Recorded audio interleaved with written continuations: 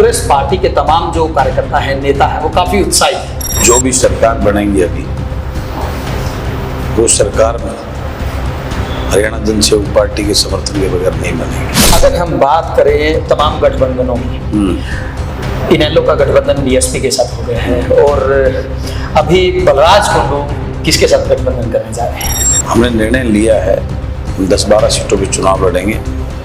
गठबंधन कोई हमारे एजेंडे पे, हमारे मैनिफेस्टो पे कोई अगर उस पर बात बनती है तो हम जरूर लड़ेंगे।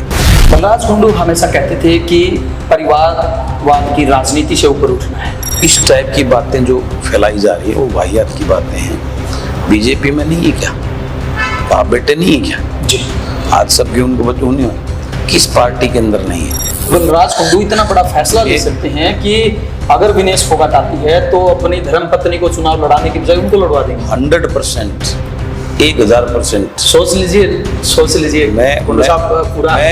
मैं बगैर सोचे कोई बात नहीं करता। बलराज कुंडू समाज सेवा के उद्देश्य से पॉलिटिक्स में आए थे जी, फिर विधायक बने, अब पार्टी खड़ी करके मुख्यमंत्री बनने का इरादा है। बलराज कुंडू अगर ये सोच लेता है कि मैं मुख्यमंत्री बनकर प्रदेश की सेवा करूं, इस लूट और झूठ की राजनीति से इस प्रदेश को बचाऊं और अपने युवाओं का भविष्य के बारे में कुछ ऐसे काम करूं ताकि उनका भविष्य उज्जवल हो, तो ये सोचना गलत है। बलराज कुंडू को अगर सरकार बनाने का मौका मिलता है तो बलराज कुंडू किसके साथ जाएंगे? बीजेपी के साथ या कांग्रेस पार्टी के साथ? जो अच्छी उससे सरकार चलाएगा उसके साथ जाकर प्रदेश की भलाई और प्रदेश के आगे ले जाने के, प्रदेश के युवा के लिए काम करेगा। पूर्व मुख्यमंत्री मनोहर खट्टर ने अच्छे काम किए थे या फिर अब नायब सैनी ने लगातार जो घोषणाओं की झड़ी लगाई है उनके राज में? नायब सिंह सैनी जी ने जो काम किए बेचारे ने, उसको पता ही नहीं क्या काम। पिछले 5 सालों में आपको ऐसी क्या टीस है जो आपके मन में रह गई और अब आप आने वाले 5 सालों में महम के लिए या पूरे हरियाणा के लिए करना चाहते हैं? मेरी तो सारी टीस बाकी है, हुआ ही क्या है। दोस्तों नमस्कार, मैं हूं आपका अपना दोस्त अजय लोहान। बिंदास हरियाणा के खास कार्यक्रम खास शख्सियत में आज हमारे साथ खास मेहमान मौजूद हैं जो किसी परिचय के मोहताज नहीं है। पूरे हरियाणा की राजनीति की अगर हम बात करें, विधानसभा की अगर हम बात करें, एक ही ऐसा चेहरा होता था जो हमेशा जनता की आवाज बुलंद करने में कोई कसर नहीं छोड़ता था। जी हाँ, हम बात कर रहे हैं महम से विधायक बलराज कुंडू की। बलराज जी स्वागत है। नमस्कार, धन्यवाद अजय भाई। बलराज जी, चुनाव की तारीखों का ऐलान हो गया है जी, और अब एक बार फिर आप चुनावी मैदान में उतर गए और इस बार आप अकेले नहीं बल्कि तमाम लोगों को साथ में लेके उतरने का मन बनाया है। क्या कुछ प्लान है, क्या कुछ सोचा इसके लिए? प्लान यही है कि अब की बार 2024 में हमारी हरियाणा जन सेवक पार्टी एक मजबूत उपस्थिति दर्ज कराएगी और हरियाणा विधानसभा में जनता के मुद्दों के लिए एक मजबूती से सरकार को जो है ना काम करने में मजबूर करने का लिए काम करेगी। उसी के तहत हमने निर्णय लिया है। अभी एकदम से मैं ये नहीं कहता मैं प्रदेश का मुख्यमंत्री बनने की दौड़ में हूँ जी, लेकिन ये जरूर है हम 10-12 सीटों 15 सीटों तक चुनाव लड़ने का एजेंडा लेकर हमने तैयार की सारी रूपरेखा और हरियाणा जन सेवक पार्टी के तहत जन सेवा की सोच के लोगों को हम इस विधानसभा में लेके जाएंगे। और अब की बार मैं इस बात की आपको दावे के साथ कहता हूँ जी कि जो भी सरकार बनेगी अभी वो सरकार हरियाणा जन सेवक पार्टी के समर्थन के बगैर नहीं बनेगी। जी, लेकिन अगर हम बात करें लोकसभा चुनाव की तो लोकसभा चुनाव में 5 सीटें जीतने के बाद कांग्रेस पार्टी के तमाम जो कार्यकर्ता हैं, नेता हैं, वो काफी उत्साहित हैं। बिल्कुल, इसमें कोई दो राय नहीं। कोई उत्साहित वाली बात है। 5 सीटें कांग्रेस ने जीती, 5 सीटें बीजेपी ने जीती जी, लेकिन उसमें विधानसभा का अगर आकलन आप करेंगे जी तो उसमें आप देखिए 40 सीटें बीजेपी जीती है जी, 43 सीट कांग्रेस जीती है, 1 सीट पे आम आदमी पार्टी जीती जी।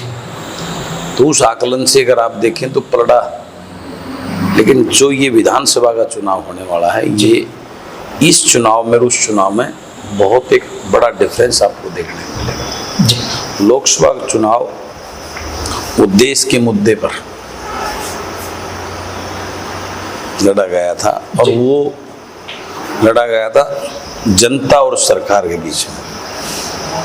ये 5 सीटें जो आई हैं, ये जनता का रोष था केंद्र सरकार के प्रति, चाहे वो केंद्र सरकार और प्रदेश सरकार, जी। चाहे वो किसान आंदोलन की बात करें, आरक्षण की बात करें, आप जिस प्रकार की नीतियां प्रदेश में हर वर्ग के साथ को, जो प्रदेश सरकार की नीतियों ने जो लाठियां मारी, चाहे डॉक्टर्स हों, चाहे बेटियां हों, चाहे नर्स हों, चाहे तमाम कर्मचारी के ऊपर जिस प्रकार का वो हुआ, सरपंच हों, किसी को छोड़ा ही तो नहीं, खिलाड़ी हों, हर वर्ग को सरकार ने पीड़ित और परेशान किया, उनके ऊपर दमनकारी तरीके से जो है ना अत्याचार करने का काम किया। तो वो लोकसभा चुनाव उनके अगेंस्ट था। ये चुनाव, इसमें स्थानीय मुद्दे होते हैं, इसमें अलग इंटरेस्ट होते हैं, स्थानीय लोगों के अपने प्रतिनिधि होते हैं जी, जिनको टिकटें नहीं मिलती, स्थानीय जनसेवा की सोच वाले लोग होते हैं जी, जो लोगों के बीच में रहते हैं, और उन लोगों को टिकटें इस पार्टी एक ही देगी। बहुत सारे लोग इस लाइन में लगे हुए हैं, जुड़े हुए हैं, तो वो चुनाव लड़ेंगे। तो ये चुनाव और उस चुनाव में बहुत जमीन आसमान का फर्क आपको देखने को मिलेगा। वो सिर्फ 2 पार्टी भाजपा और कांग्रेस के बीच में लड़ा गया चुनाव था। जी। वहीं अगर हम कांग्रेस के टिकट के दावेदारों की बात करें तो बहुत लंबी लिस्ट होगी। वही बात मैं कह रहा था ना, आज एक हल्के की अगर बात करें तो 85, 86, 100 लोगों ने आवेदन किए हैं जी। 35, 40, 30, 35 तो आम जो है ना बहुत सारे विधानसभा में, तो वो लोग हैं ना लाइन में खड़े हैं जी। तो वो लोग जो है चुनाव लड़ेंगे, उनमें से कोई इंडिपेंडेंट लड़ेगा, कोई किसी पार्टी में जाएगा, तो वो एक अलग सीन, अलग जो सिनेरियो बनेगा इस चुनाव के अंदर। जी। वहीं अगर हम बात करें तमाम गठबंधनों की, इनेलो का गठबंधन बीएसपी के साथ हो गया है, और अभी बलराज कुंडू किसके साथ गठबंधन करने जा रहे हैं? चलो लेट अस सी। हम गठबंधन के भरोसे नहीं बैठे हैं जी। हम जरूर, हमारी बातें चल रही हैं, लेकिन हमारा कोई उस पर ये नहीं कि गठबंधन होगा तब हम चुनाव लड़ेंगे। हमने निर्णय लिया है, हम 10-12 सीटों पे चुनाव लड़ेंगे। गठबंधन कोई हमारे एजेंडे पे, हमारे मैनिफेस्टो पे कोई अगर उस पर बात बनती है तो हम जरूर लड़ेंगे, नहीं तो हम अपनी हरियाणा जनसेवक पार्टी से 10, 12, 15 सीटों पे चुनाव लड़ेंगे, अच्छे कैंडिडेट्स को उतारेंगे, और निश्चित रूप से इस 2024 की विधानसभा में हरियाणा जनसेवक पार्टी एक मजबूत उपस्थिति दर्ज कराने का काम करेगी। हरियाणा विधानसभा की जो भी सरकार बनेगी, उस सरकार में मजबूती की भागीदारी के साथ में रहेगी। बलराज कुंडू हमेशा कहते थे कि परिवारवाद की राजनीति से ऊपर उठना है। देखिए, जब स्टार्टिंग होती है कई चीज़ों को देख के, आज भरोसा नहीं है जी। लोग इतने उसमें आ गए हैं कि किसी पे भरोसा करना, तो ये चीज़ें स्टार्टिंग के लिए कुछ, आज भी मैं उस पर वो हूँ, लेकिन कई चीज़ों को लेके टैकल करना। आज हर कांग्रेस पार्टी में वो नहीं क्या जी। आज जो है आम आदमी पार्टी कहते तो केजरीवाल जी की वाइफ नहीं आ गई क्या जी। तो इस टाइप की बातें जो फैलाई जा रही है वो वाहियात की बातें हैं। बीजेपी में नहीं है क्या, बाप बेटे नहीं है क्या जी। आज सबके उनको बच्चों नहीं, किस पार्टी के अंदर नहीं है? कांग्रेस पार्टी में हुड्डा साहब और दीपेंद्र नहीं है क्या? आज इस प्रकार के सवालात खड़े करके नए आने वाले लोगों को जो है ना बदनाम करने की महज एक बात है। तो क्या लगता है चौटाला परिवार कोई कर, मुझे कोई फर्क नहीं इस बातों की, मैं जाना ही नहीं चाहता जी। आज मुद्दे की बात करो, आज जिस प्रकार के से लोग त्रास्त और पीड़ित हैं जी, आज मेरी लड़ाई उसके खिलाफ है, इस सिस्टम और प्रथा के खिलाफ है। ये चाटुकार लोगों को, जो अनविलिंगलेस लोग, जो डिजर्व नहीं करते जी, ऐसे लोगों को राजनीति के अंदर जो ना टिकट थमा दी जाती है। मेरी लड़ाई उस पर, उसके सिस्टम के खिलाफ जी। बलराज कुंडू ने मुहिम से शुरुआत की थी समाज सेवा की जी। और वो मुहिम से समाज सेवा आज पूरे हरियाणा में फैल गई है। आपको देख के बहुत सारे नेता ऐसे हैं जो उसका असर हुआ ना, जो बसें शुरू कर रहे हैं। आज में जो बलराज कुंडू ने जो पहल की जन सेवा की जी वो चाहे किसी सोच के तहत कितने लोगों ने की होगी ना शुरू। जी। मेरी वो एक चिंगारी, वो चिंगारी मैं यही लोगों को अवेयर करने के लिए, मेरी इन बसों से वो नहीं, लेकिन उस मेरी इन बसों ने, इन बसों की जरूरत पूरे प्रदेश की बेटियों को है। लेकिन इस सोच के तहत ये राजनीतिक लोग काम ही नहीं कर रहे थे। मेरी उस सोच ने कितना बदलाव लाया, आज कितनी विधानसभाओं में लोगों को मजबूर कर दिया बसें चलाने के लिए। बहुत सारे लोगों की सेवा कर रहे हैं, तीर्थ पे ले जाने लगे, लड़कियों को भी भेजने लगे, आपने तीर्थ पे ले जाने लगे। आज जो है ना और जन सेवा के लोगों के बीच में सामाजिक कारण काम करने लगे। मैंने एक परिवर्तन लाया ना जी। एक बहुत बड़ा चीज आपको आज प्रदेश में देखने को मिल रही है। मैं यही तो चाहता हूँ।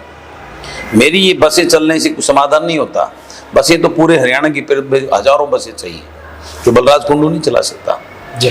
सरकार जब तक ऐसे लोगों की नहीं आएगी, जब तक ऐसे विजन और सोच के जो जनता के लिए काम करें, मेरा उद्देश्य वो है।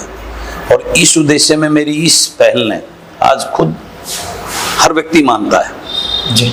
कहीं भी कोई प्रदेश के अंदर कोई नेता अगर इस प्रकार की पहल करता है, को बस चलाता है, लड़कियों के लिए चलाता है, तीर्थ के लिए, तो बलराज कुंडू का जिक्र जरूर आता है कि बलराज कुंडू को देख के शुरुआत हुई थी। तो यही तो बदलाव चाहिए ना। आज की परिवर्तन, आज समय की पुकार है। ये धनबल वाले ताकतवर लोग बन चुके हैं बहुत बड़े, इसलिए नए लोगों को जब सामने आते हैं उनको तरह तरह की बातों से बदनाम करने का काम करते हैं। तो कभी पहले मेरे को बीजेपी की बी टीम के प्रचार हुआ जी। मैं अगर बीजेपी की बी टीम होता तो इतना प्रताड़ित क्यों किया जाता, मेरे भाइयों के परिवार को जेल में क्यों डाला जाता, मेरे कामों भी इतने बड़े वो क्यों किए जाते। वो बात लोगों को हजम नहीं हुई तो एक नया शगुफा छोड़ दिया। अरे अगर मैं कोई मुस्लिम आज किस पे बिलीव करके वो करें, आज लोगों का ऐसा ये पॉलिटिकल में जो के जो लोग हैं इनमें से वो लोग छानना कोई आसान काम नहीं। और मैंने तो फिर भी वो किया है। मैं तो आज भी आपके सामने कहता हूँ, अगर विनेश फोगाट आती है वहाँ में चुनाव लड़ाने को तो मैं अपनी बीवी को उसकी सपोर्ट में खड़ा करके तो लड़ाने को तैयार हूँ ना।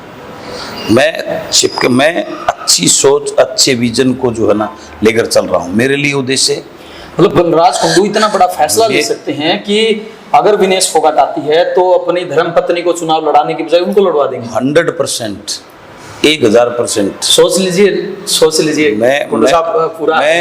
मैं बगैर सोचे कोई बात नहीं करता, इसलिए जो भी करता हूँ पूरी आत्मा और विवेक के साथ करता हूँ, क्योंकि मेरे अंदर वो लालसा और वो ध्रुतपन नहीं है जी।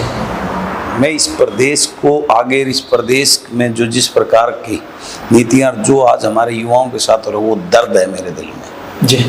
और मेरी लड़ाई इस सिस्टम के खिलाफ है जिसने आज मेरे प्रदेश का ये हालात खड़े कर दिए। आज मेरा प्रदेश का युवा बेरोजगारी की ऐसी जंजीर में जकड़ता जा रहा है जिससे उसका भविष्य अंधकार में जा रहा है, नशे और अपराध में जा रहा है। आज मेरी लड़ाई उस तंत्र के खिलाफ है कि इन बच्चों का, इन युवाओं का भविष्य कैसे बचा पाऊँ। उसके लिए ऐसे लोग उस विधानसभा में पहुँचे हैं, मेरी लड़ाई इसके लिए है।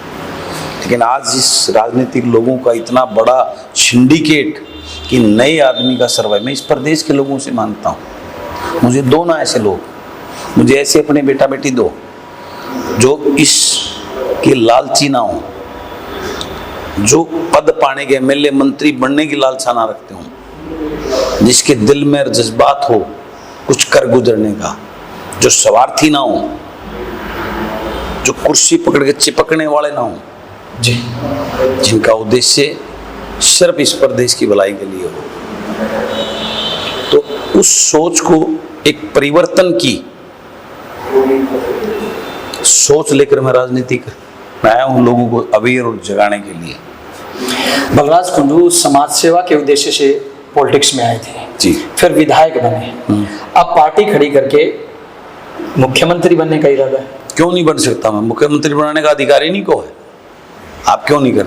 मैं आज जिसमें आया हूँ, मैं चाहता तो मैं भी इनकी तरह हजारों करोड़ रुपए कमा लेता, CLU लेके आता, गोपाल कांडा की तरह बड़ी बड़ी वो करता। लेकिन बलराज कुंडू ने अपने आप को प्रूव किया है, इस 5 साल होने को जा रहे हैं।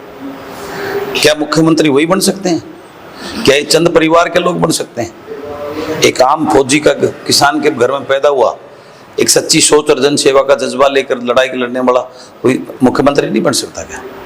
ये विडंबना क्यों है? ये सवाल क्यों है? मैं आपसे पूछता हूँ। हर कोई ये हर किसी को अधिकार है जी, अच्छी सोच वाला क्यों नहीं ये सपना ये सोच सकता मैं मुख्यमंत्री बनूं? मैं सोचता हूँ मैं गुनाह कर रहा हूँ।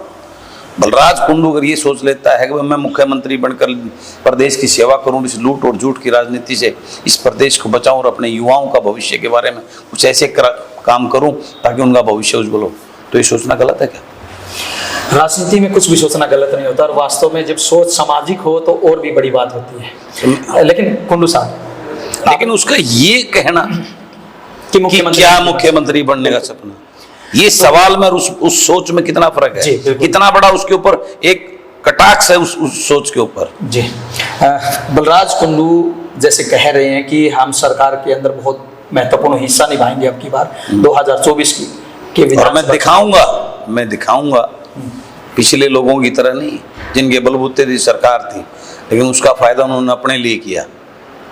बलराज कुंडू ऐसा वक्त आया तो आपको दिखाएगा कि सरकार को किस प्रकार से मजबूर करता हूं मैं काम करवाने के लिए। तो क्योंकि बलराज कुंडू अपना घर भरने के लिए, अपने बच्चों के लिए संपत्तियां इकट्ठे करने का काम नहीं करेगा, इस प्रदेश के युवा उनके बेटा बेटी के भविष्य के लिए काम करेगा। बलराज कुंडू को अगर सरकार बनाने का मौका मिलता है तो बलराज कुंडू किसके साथ जाएंगे, बीजेपी के साथ या कांग्रेस पार्टी के साथ? देखिए, इसमें कतई कोई दो राय नहीं है कि आज की डेट में अपर हैंड कांग्रेस का है जी, ठीक है। तो आज की डेट में जिस प्रकार का सिनेरियो सामने नजर आ रहा है, 40, 42, 44 सीटें पे कांग्रेस पार्टी बड़ी पार्टी के रूप में आएगी जी। बीजेपी का नंबर आज 30 के नियर अबाउट है। ये बीजेपी के कोर अंदर के लोग बहुत बता रहे हैं जी। तो बीच की जो सीटें हैं वो सीटें जो है ना उसका निर्णय करेगी। हम निश्चित रूप से सरकार जो अच्छी उससे सरकार चलाएगा उसके साथ जाकर प्रदेश की भलाई और प्रदेश के आगे ले जाने के, प्रदेश के युवा के लिए काम कराएगा। कुछ लोग ऐसे भी चर्चाएं चला रहे हैं कि हरियाणा में बीजेपी एक तरफ, कांग्रेस एक तरफ और बाकी तमाम पार्टियां एक ही मंच के नीचे आ सकती हैं। देखिए, समय की पुकार अगर एक किसी एजेंडे पे बात बनती है तो आने में कोई बुराई भी नहीं मानता मैं। अगर अच्छी सोच के साथ, प्रदेश को बचाने की सोच के साथ कोई कदम बढ़ाया जाए तो इसमें निश्चित रूप से उसके पीछे कोई ऐसी मानसिकता ना हो जो स्वार्थ के लिए हो। वास्तव में अगर प्रदेश हित में कोई एजेंडा बनता है तो उससे बढ़िया कोई बात नहीं हो सकती। एक ही दिन में जननायक जनता पार्टी को छोड़ने वाले विधायकों ने रिकॉर्ड बना दिया। देखिए, झूठे सपने दिखाकर आप एक बार ही आगे बढ़ सकते हो। जनता जो है अब अवेयर होती जा रही है, तो एक बार के जो झूठे सपने दिखाकर लोगों के सामने असलियत आ गई ना जी, तो वो सारी उस चीज का नतीजा है। और इस प्रकार के लोग आज क्यों छोड़ रहे हैं? अगर वो इतने अच्छे तो पहले क्यों नहीं छोड़े? जब मेरे प्रदेश का किसान सड़कों में बैठा था, क्यों नहीं आए उसके साथ वो खड़े हुए? ऐसी अब छोड़ना से कोई हासिल होने वाला नहीं है। ये सब लोग दूसरे दलों में जाकर टिकट के लालच में ये सब कर रहे हैं। बलराज कुंडू को भूपेंद्र सिंह हुड्डा और कुमारी शैलजा में से मजबूत कौन लगता है? देखिए, ये कांग्रेस पार्टी का इंटरनल मामला है जी।